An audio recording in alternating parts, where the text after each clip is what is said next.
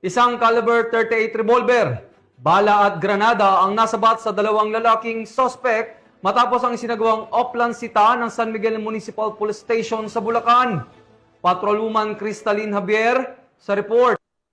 Ito ang dalawang individual matapos makumpiskahan ng baril, bala at granada sa isinagawang oplansita ng mga tauhan ng San Miguel Municipal Police Station dakong alas 2 ng madaling araw sa barangay San Agustin, San Miguel, Bulacan.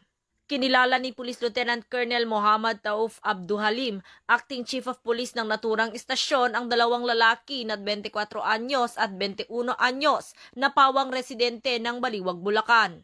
Ayon sa ulat, pinatigil ng otoridad ang dalawang suspect na sakay ng motorsiklo matapos mapansin na wala silang suot na helmet.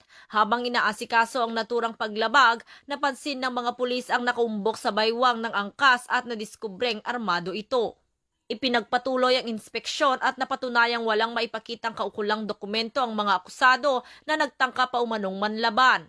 Nasamsam mula sa kanilang isang caliber 38 revolver na kargado ng 5 bala. Samantala, nakumpiska naman mula sa driver ng motorsiklo ang isang granada na nakatago sa dala nitong body bag. Naharap ang mga suspect sa kasong paglabag sa Republic Act 10591 o Comprehensive Firearms and Ammunition Regulation Act, RA 9516 o illegal possession of explosive at direct assault upon an agent of a person in authority. Patuloy ang Bulacan PNP sa pamumuno ni Police Colonel Angel L. Garciliano, Provincial Director ng Bulacan Police Provincial Office, sa pagpapatupad ng mas pinaigting na kampanya laban sa kriminalidad upang matiyak ang seguridad at kapayapaan ng bawat mamamayan sa kanilang nasasakupan.